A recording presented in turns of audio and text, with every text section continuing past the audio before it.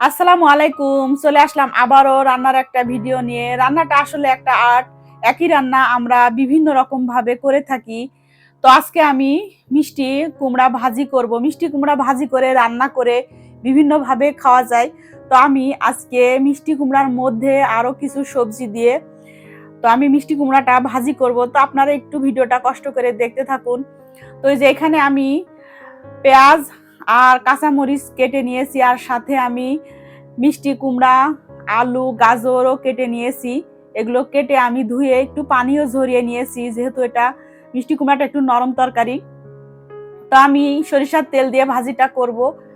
আমি এটার মধ্যে কিছু চিংড়ি মাছও দিব। তো আমি প্রথমে তেল দিয়ে তার মধ্যে চিংড়ি মাছ দিয়েছি, তারপরে আমি আমার কেটে রাখা সবজিগুলা দিয়ে দিয়েছি, তারপরে আমি যে পেঁয়াজ কাঁচামরিচ কেটে রেখেছিলাম সেটা দিয়ে দিয়েছি, স্বাদ অনুযায়ী লবণ দিয়ে দিয়েছি, আর কালারের জন্য একটু হলুদ দিয়ে দিয়েছি।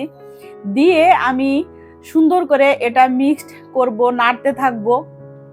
এটার মধ্যে কিন্তু আমি আরো সবজি অ্যাড করব, সেটা একদম মানে 80% যখন আমার এই ভাজিটা হয়ে যাবে তখনই আমি বাকি সবজিগুলো অ্যাড করব।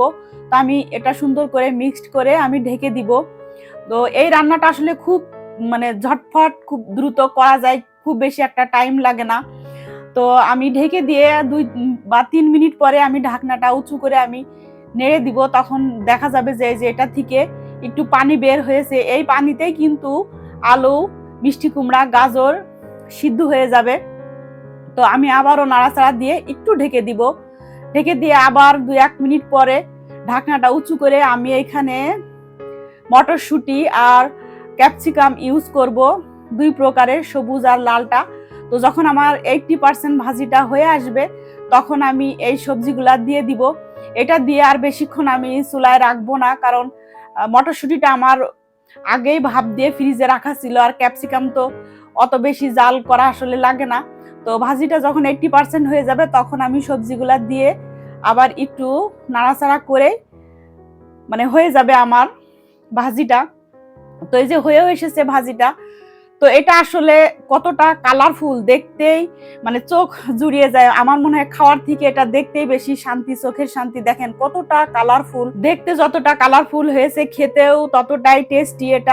এটা সবজি হিসাবে রুটির সাথেও খাওয়া যায়, আর ভাত দিয়ে তো খাওয়াই যায়। তো আপনারা বাসায় ট্রাই করে দেখবেন, আশা করি ভালো লাগবে। তো আমি এই যে রান্না শেষ করে ফেলেছি, এখন আমি এটা খাবো। তো আমার কাছে মনে হয় যে এই ভাজিটা দিয়ে 1 প্লেট ভাত খেয়ে ফেলা যায়। তো আমি খেতে থাকি আর আপনাদের কাছ থেকে বিদায় নিয়ে নিব। আপনারা ভালো থাকবেন, সুস্থ থাকবেন। আল্লাহ হাফেজ।